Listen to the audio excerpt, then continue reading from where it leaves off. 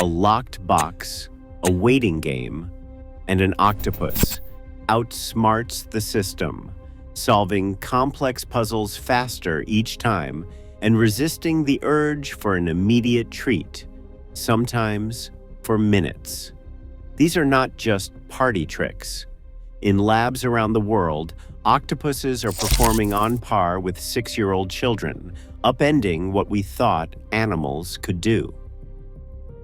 If these so-called alien brains are thinking and creating like human kids, what does that say about the boundaries of intelligence, or even consciousness itself?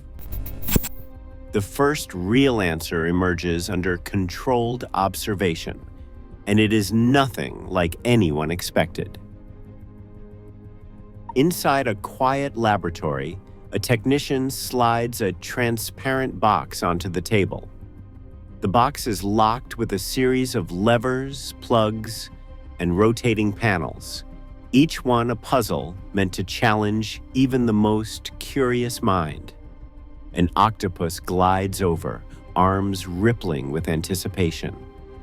There is no instruction, no demonstration. It is just the creature, the box, and the promise of a reward hidden inside. The first attempt is slow. Suckers probe every seam, arms curling and uncurling as the octopus tries, fails, and tries again. It is not random. The animal tests one lever, then another, then circles back, adapting its approach with each failed effort. On average, it takes over 3 minutes to solve the puzzle the first time. But the learning curve is steep. By the third trial, that time drops by more than half.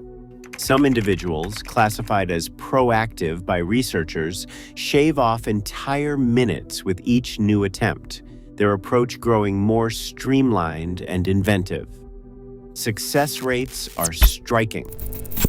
In controlled studies, between 70 and 90% of octopuses eventually solve these boxes, a figure that rivals the performance of 6-year-old children on comparable mechanical puzzles. Latency, the time it takes to open the box, falls sharply with each trial, dropping by as much as 18 seconds per learning increment. The technician, watching from behind a glass barrier, notes each new strategy, an arm looping around a plug to pull and twist in one motion, a sucker holding a lever in place while another arm rotates a panel. No two octopuses solve the box in exactly the same way. Some even invent shortcuts, bypassing steps that stumped their peers. This is not mere trial and error. It is flexible problem solving, driven by curiosity and a capacity for innovation. The octopus is not just reacting, it is hypothesizing, testing, and refining its approach as it learns. For researchers, these moments offer more than data points. They reveal a mind at work, adapting to new challenges and inventing solutions on the fly. In the sterile glow of the lab, creativity takes on a new, unexpected shape, 8-armed, silent, and endlessly resourceful. A new apparatus slides into the tank, a 2-chambered box with sliding doors and a choice that demands patience. Inside one chamber sits a small piece of fish, easy to reach, but in the other waits a crab, the preferred prize, locked behind a door that won't open for several minutes. The rules are simple: take the fish now or wait for the crab. For an octopus, the decision is anything but straightforward. A technician starts the timer.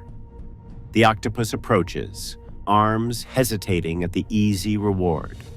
Suckers press against the divider, testing and weighing options. Minutes pass. Some octopuses snatch the fish and retreat, unwilling to risk hunger for a bigger payout. Others settle in, arms coiled, watching the locked chamber, resisting the urge to grab what's within reach. At the 2-minute mark, the mechanism releases, and the most patient octopuses glide toward the crab, securing the meal that took resolve to earn. The data tells a story that defies expectation. In repeated trials, a surprising number of octopuses wait for the better reward, holding out for over 2 minutes, a metric comparable to the classic marshmallow test given to children. In those studies, only about half of 6-year-olds resist temptation long enough to double their treat. Here, in a saltwater tank, a creature with no bones and no voice demonstrates a similar kind of self-control. Technicians jot notes as each octopus reveals a distinct style. Some show unwavering resolve, ignoring the easy fish every time. Others falter, patience unraveling after a few seconds. A few alternate strategies, adapting to changes in timing or the type of reward. One individual named Pipoon by the staff consistently waits out the full delay, even as others give in. For researchers, these moments offer more than numbers. They hint at a mind capable of planning, resisting impulse, and weighing future outcomes, abilities once thought exclusive to mammals and birds. The patience on display isn't just a laboratory curiosity. In the wild, an octopus must decide whether to strike at passing prey or hold back for a riskier but more rewarding hunt. The lab's delay choice test is a window into the kind of flexible, forward-thinking behavior that creativity demands, and it places octopus decision-making on a plane with that of a young child, at least when the stakes are right. A diver hovers above the seafloor, eyes tracking a veined octopus as it glides across the sand. In one arm, the octopus clutches a coconut shell, half of a sphere, smooth and hollowed by the tides. Instead of settling for shelter in the nearest crevice, it pauses, scans the open expanse, and tucks the shell beneath its body. Then, in a move that would puzzle even seasoned biologists, it gathers a second shell, stacks the halves together, and begins to walk. Arms extend in a tight, coordinated rhythm, lifting the shells as it travels. The journey stretches on over 20 meters, past coral rubble and darting fish, before the octopus finally stops, assembles the shells, and slips inside its portable fortress. The diver, camera rolling, records every moment, later noting that there was no immediate danger and no food in sight, just an animal carrying home for later. This is not the only display of forward thinking. In another scene, a common octopus investigates a floating plastic bottle. With a flick of an arm, it jets a stream of water at the bottle, sending it spinning. The bottle drifts back, and the octopus repeats the action again and again, with no sign of boredom or frustration. There is no food reward, no threat, just the fascination of cause and effect. Some individuals keep the game going for over 15 minutes, inventing new tricks, trapping the bottle beneath an arm, flipping it upside down, or nudging it through a maze of rocks. Marine biologists clock the cycles, tallying the number of jets, and find a pattern that echoes the play behavior of young children. Exploration for its own sake, driven by curiosity rather than hunger or fear. These moments challenge every assumption about solitary life beneath the waves. Octopuses, long thought to be lone hunters, show a kind of inventive independence that defies simple explanation. They do not just react to their environment, they shape it, using tools and objects in ways that require planning, memory, and a sense of the future. The diver surfaces and replays the footage and realizes this is not instinct alone. It is a mind at work, improvising with whatever the world provides and finding joy in the possibilities. A patch of seafloor off the coast of Australia, known to researchers as Octopuses, draws attention for reasons that defy the old image of the solitary octopus. Here, more than a dozen individuals crowd together, their dens carved from discarded shells and human debris. At first, scientists thought this was an accident, a lucky gathering of food and shelter. But patterns soon emerged. Octopuses evict rivals with calculated bursts of water, then reinforce their own dens with carefully chosen shells. Some even drag new materials from meters away, reshaping the neighborhood to their liking. Marine biologist Peter Godfrey Smith, who first surveyed Octopuses in 2009, counted at least 12 active dens within a few square meters. The density rivals that of small mammal colonies, yet the rules are written in jet streams and silent standoffs. Inside the lab, the communal instinct takes on a new form. Technicians at the University of Otago noticed a string of electrical failures, lights flickering, circuits shorting out without warning. Security logs pointed to one tank, home to a particularly inquisitive octopus. The culprit was not chewing wires or dislodging equipment. Instead, it aimed a precise jet of water at the overhead lights again and again until the system gave out. Maintenance records show at least 3 separate incidents between 2020 and 2022. Each time, the octopus adjusted its aim, compensating for new barriers and repositioned fixtures. The pattern suggested intent, not random mischief. Researchers compared notes and traced similar sabotage in labs from Seattle to Sydney. Octopuses manipulating valves, unplugging filters, even flooding walkways with redirected hoses. Lab personnel began to see these actions as more than troublemaking.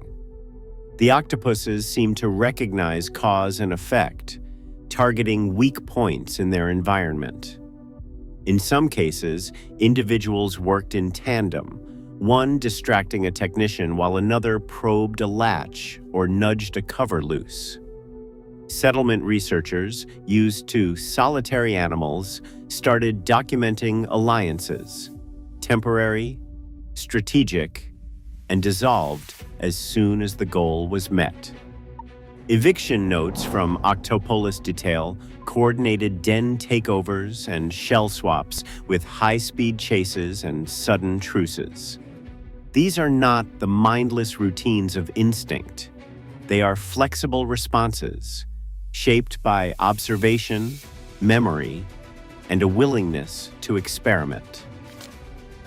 The implications ripple outward. In the wild, collective den sites alter the ecosystem, creating new habitats for fish and invertebrates. In captivity, octopus sabotage forces engineers to rethink tank design, sealing every seam and monitoring every cable.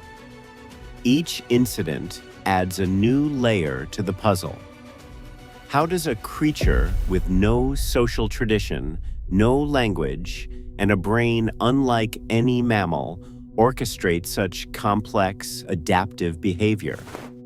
The answers hint at a kind of intelligence that not only matches young children in creativity, but in some ways outpaces them, especially when the world becomes a puzzle to be solved together.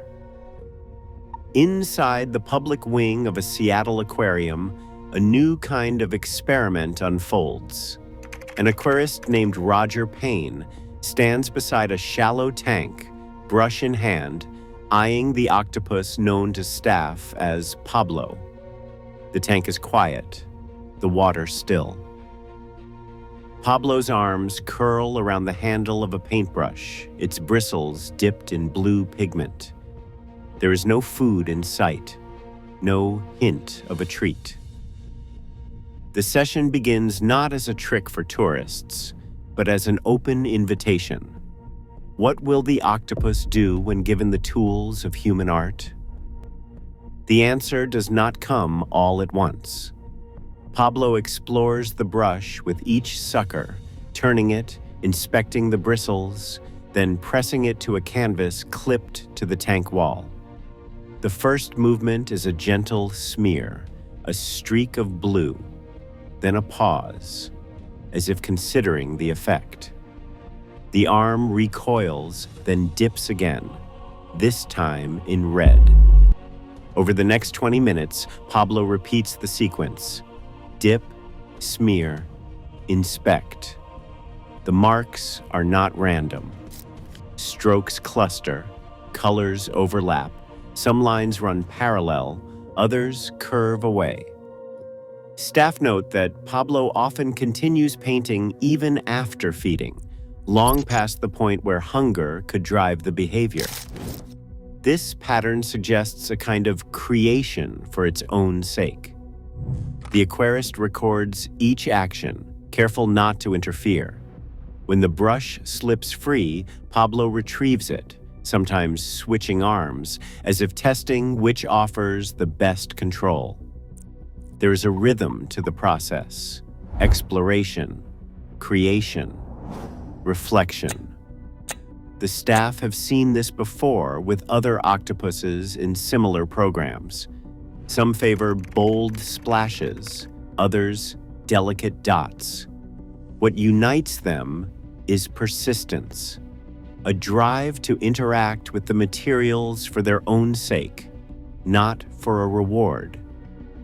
In these quiet moments, the boundary between instinct and intention blurs. The result is more than a pattern of colors. It is a glimpse into a mind that finds satisfaction in the act itself, challenging every easy definition of creativity. Beneath the surface of octopus intelligence lies a nervous system that defies every textbook model. Instead of a single, centralized brain, the octopus distributes its power, with roughly 500 million neurons, and more than 60% located in the arms themselves. Each arm operates with a kind of autonomy, capable of tasting, touching, and even making decisions without waiting for orders from the central brain. When an octopus explores a puzzle box or manipulates a coconut shell, its arms are not just tools, they are independent problem solvers, running their own experiments in parallel. Neuroscientists have spent decades mapping this alien circuitry. The vertical lobe, a structure buried deep in the central brain, stands out as the hub for learning and memory. Early lesion studies from the 1960s revealed that damage here erases the ability to recall new solutions while leaving basic movement intact. Today, researchers use non-invasive imaging to watch this lobe light up during problem-solving tasks, confirming its role as the creative engine. But the most surprising twist comes at the molecular level. A 2023 study found that octopuses edit their own RNA at rates far beyond other animals, especially in the brain and arms. This process allows them to tweak neural proteins on demand, effectively rewriting parts of their nervous system in real time. It is a form of plasticity that gives them a remarkable edge, the ability to adapt, innovate, and improvise in ways that traditional brains cannot match. One neuroscientist puts it simply: an octopus's intelligence is not just in its head, it is everywhere, in every arm, every sucker, every synapse. This distributed design offers a plausible foundation for the creativity on display in both lab and ocean. The hardware is built for flexibility, for improvisation, for the kind of thinking that bends the rules and invents new ones. In early 2025, a laboratory in Germany captured footage that would ripple through scientific circles and beyond. An octopus, presented with a tray of unfamiliar objects, plastic rods, shells, and pebbles, began to assemble them with a precision that defied expectation. The animal sorted by shape and texture, stacking rods atop shells, anchoring pebbles at the base, then pausing to observe the structure from different angles. Over the course of 1 hour, the octopus disassembled and rebuilt the arrangement multiple times, each version more intricate than the last. Researchers reviewing the footage noted the absence of food or reward. The octopus was not foraging or nesting. It was building for the sake of building, iterating on a theme only it seemed to understand. Clips from this experiment spread quickly, fueling debate in academic journals and online forums.